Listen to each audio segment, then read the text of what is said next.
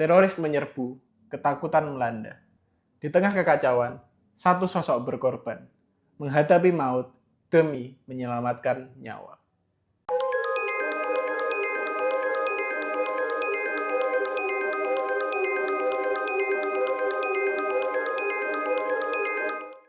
Halo, selamat datang di Sky Enigma, di mana pada episode kami hari ini, kami akan membahas mengenai suatu pembajakan, di mana dalam pembajakan itu ada suatu pengorbanan yang sangat luar biasa. Begitu. Jadi pembajakan yang akan kami bahas pada hari ini adalah pembajakan Pan Am penerbangan 73, yang kala itu melayani rute dari Mumbai ke New York dengan stopover di Karachi, Pakistan, dan juga Frankfurt di Jerman Barat.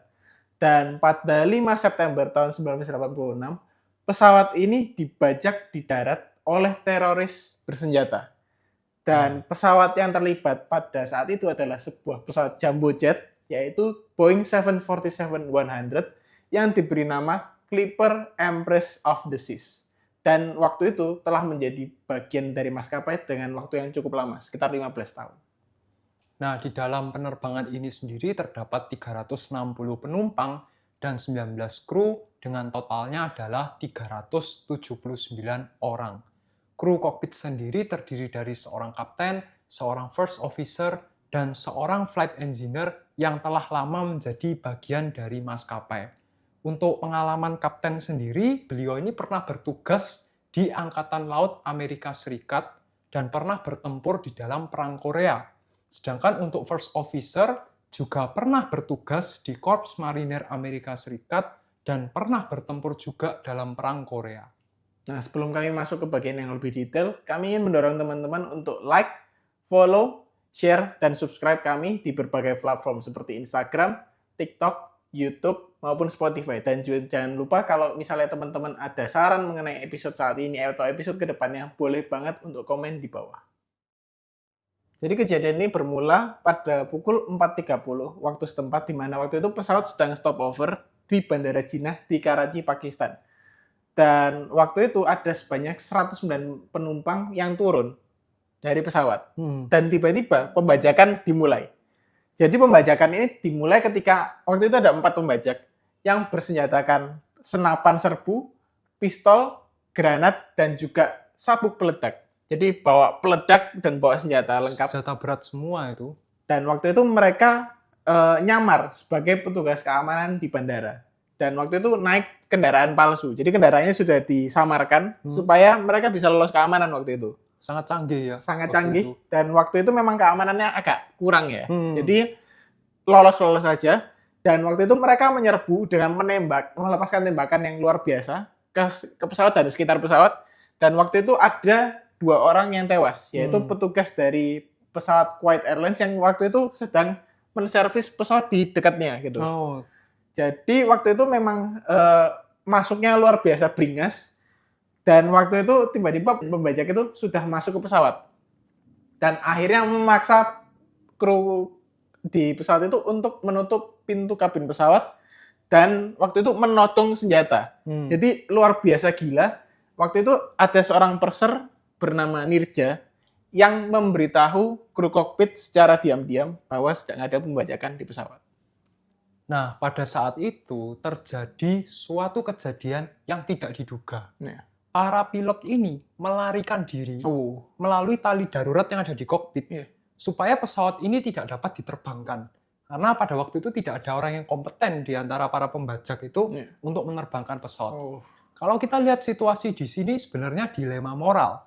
Karena nasihat yang dipegang oleh orang-orang dalam dunia penerbangan maupun dunia perkapalan, kapten itu harus selalu berada di kendaraannya. Betul. Bahkan ketika kendaraannya itu musnah. Tetapi kali ini mereka melarikan diri karena setelah ditimbang-timbang, akibat yang dapat ditimbulkan ketika para pilot ini dipaksa untuk terbang dan membajak ke suatu tempat itu lebih berbahaya daripada mereka melarikan diri begitu. Dan setelah 40 menit, para pembajak berhasil menguasai pesawat sepenuhnya. Tapi untungnya menguasainya di darat, bukan di udara. Nah, begitu. Dan para penumpang kelas 1 dan kelas bisnis itu dipindahkan ke belakang semuanya hingga terjadi kepadatan ekstrim. Karena pada waktu itu para pembajak sedang fokus di dekat area kokpit Iya. karena pilot-pilot yang melarikan diri tadi. Dan pada pukul 10 waktu setempat, setelah negosiasi gagal dan juga memakan waktu dalam jumlah yang terlalu lama ya, kepala pembajak yang bernama Safarini Iya. itu mengeksekusi seorang warga Amerika Serikat yang bernama Rajesh Kumar. Oh. Di mana Kumar ini ditembak di kepala lalu dilempar keluar. Ya sebenarnya malang sekali nasibnya karena beliau ini tidak bersalah, tetapi dieksekusi hanya karena membawa label Amerika, Wah. warga Amerika. Nah, waktu itu juga kru kabin dan juga purser yang bernama Nirja tadi itu diminta untuk mengumpulkan paspor. Tujuannya itu untuk screening. Kira-kira ada penumpang dari Amerika mana aja gitu. Ya, Pada dasarnya mereka ini ngincer penumpang-penumpang Amerika memang. betul. Untuk mungkin antara disandra atau kemudian dieksekusi di depan publik. Nah, itu. Mengerikan sebetulnya.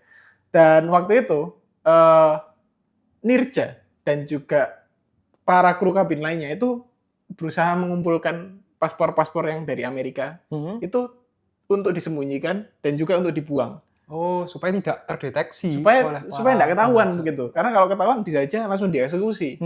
Dan waktu itu ada seorang penumpang Inggris bernama Michael John Texton yang terpilih. Mungkin karena wajahnya wajah barat begitu ya. Dipilih dan waktu itu sempat disuruh untuk berlutut. Sempat disuruh untuk berlutut dan ditodongkan senjata. Sangat menyeramkan. Dan waktu itu entah bagaimana Michael John Texton ini mengajak ngobrol Safarini. Mereka ngobrol cukup lama sampai akhirnya ditawarin air sama Safarini. Agak aneh kan? Agak aneh. Bagaimana dia bisa meyakinkan para pembajak itu untuk menjaga dia tetap aman? Nah, itu sebetulnya alasannya tuh karena Safarini katanya memiliki belas kasihan. Karena si Michael John Texton itu saudaranya itu beberapa tahun yang lalu meninggal dunia. Dan Safarini berpendapat bahwa dia tidak mau meninggalkan ibunya Michael ini, tidak punya anak. Jadi si Michael ini dibiarkan hidup waktu itu. Masih ada aspek kemanusiaannya di dalam diri. Masih ada sedikit moralitas lah, sedikit saja tadi waktu itu. Akhirnya pada waktu 21.00 waktu setempat, waktu itu malam, tiba-tiba listrik tambahan yang waktu itu memang disuplai ke pesawat itu mati dan membuat pesawat gelap. Nah, pesawat gelap ini tentu saja membuat para pembajak jadi panik dong. Ya. Karena mereka kontrol yang mereka miliki turun. Karena kalau misalnya pesawat masih nyala listriknya, mereka bisa melihat kondisi para sandera yang mereka miliki dan juga mereka bisa melihat keluar kira-kira ada serangan atau tidak. Gitu. Tapi kalau listriknya mati, mereka ini panik dan akhirnya mereka ini membuat rencana gila, yaitu adalah mereka ingin meledakkan granat dan meledakkan sabuk peledak yang mereka miliki untuk kemudian membuat kematian massal bagi banyak penumpang. Dan waktu itu mereka mencoba meledakkan dengan cara ada seorang pembajak yang memiliki sabuk peledak di pinggangnya dia. Ditembak sabuk peledaknya. Berhasil meledak, tapi peledakannya itu tidak signifikan. Akhirnya para pembajak ini frustrasi karena tidak bisa menghasilkan ledakan yang signifikan. Akhirnya mereka menghujankan granat dan tembakan ke arah penumpang. Waktu itu memang gila banget ya.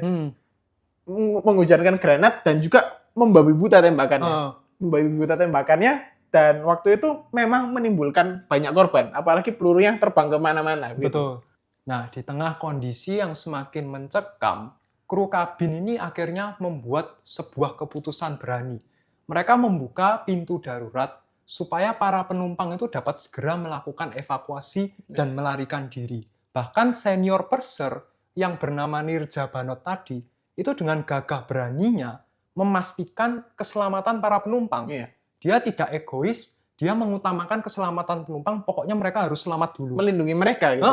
Dia tinggal di situ dulu enggak apa-apa. Tetapi sayangnya dia ditembak oleh para pembajak. Kasihan sekali karena Nirja Banot ini merupakan seorang gadis yang masih berusia 23 tahun waktu itu. Muda sekali. Masih muda, dia juga punya pengalaman yang baik dan punya masa depan yang cerah, tetapi semuanya itu harus berakhir di tangan para pembajak yang kejam. Dan akhirnya Special Service Group atau SSG Pakistan yang dipimpin oleh Brigadir Tariq Mahmud diputuskan untuk mengambil alih pesawat ini, ditugaskan untuk mengambil alih pesawat kembali. Dan dalam peristiwa ini sebanyak 358 orang berhasil selamat, di mana 120 orang terluka, serta 21 orang meninggal dunia. Pihak investigator ini mencoba mendalami kira-kira pihak mana yang mau melakukan pembajakan dengan keji seperti ini. Dan akhirnya ditemukan bahwa pembajak ini adalah 5 orang dari Palestina dan dari organisasi bernama Abu Nidal. 4 pembajak ini diidentifikasi dengan nama identitas yaitu Mustafa, Fahad, Khalil, dan juga Mansur. Dan sekitar seminggu kemudian, pihak Pakistan ini berhasil mengidentifikasi orang kelima, yaitu Hafiz, yang waktu itu ditangkap di Pakistan. Dan waktu itu Safrini sebagai kepala dari pembajak itu diekstradisi ke Amerika Serikat dan menjalani hukuman sebanyak 160 tahun. Atau sekitar 3 generasi. Itu lama sekali dan pasti seumur hidup. Pasti seumur hidup. Dua kali umur hidup mungkin. Begitu. Nah, pada tahun 2008, nasib 4 tahanan lainnya itu tidak seberapa beruntung karena mereka dideportasi ke Israel. Padahal hubungan antara kedua negara ini sedang tidak baik pada waktu itu. Dan pada tanggal 9 Januari 2010, teroris yang bernama Jamal Said Abdurrahim itu diduga tewas dalam serangan pesawat tak berawak yang berada di Pakistan. Tetapi ini masih hanya dugaan saja. Dan ada teori yang mengatakan bahwa dia ini sebenarnya masih hidup. Ini Fahad ya? Ya, ada yang mengatakan seperti itu. Dan terdapat teori lagi, tuduhan. Ada satu negara yang terlibat. Mana itu? Libya. Libya lagi? Libya lagi. Ini jujur sangat aneh, karena beberapa terorisme penerbangan itu selalu menyebut Libya. Libya lagi. Kita ambil contoh seperti Pan Am 103. Kemudian UTA 772. Bombing. Lalu Aerolini Itavia yang kemarin itu juga ada lagi membahas tentang Libya. Dan ini sebenarnya sangat-sangat aneh karena dugaannya Libya ini melakukan dukungan material dalam serangan-serangan ini karena mereka ingin mengampanyekan serangan teroris, menebarkan ketakutan. Dan Libya sendiri sebenarnya bungkam mengenai hal tersebut. Dia hanya mengakui Pan Am 103 dan UTA 772. Tetapi Pan Am yang 73 ini bukan dari Libya. Mereka berkatanya seperti itu. Dan pada tanggal 19 Februari 2016, terdapat sebuah film yang dirilis berjudul Nirja untuk menggambarkan peristiwa pembajakan ini secara lebih detail dan juga upaya perjuangan kru. Menceritakan bagaimana seseorang itu bisa dengan gagah berani, dia tidak egois tetapi mengutamakan keselamatan penumpang di tengah situasi seperti ini. Dan juga Nirja ini setelah kematiannya diberikan penghargaan tertinggi untuk sipil di India, yaitu Ashok Chakra. Jadi sesuatu yang sangat luar biasa begitu ya. Demikianlah episode kami mengenai Pan Am 73 dan juga pengorbanan seorang pramugari di pesawat itu. Sampai jumpa di episode berikutnya.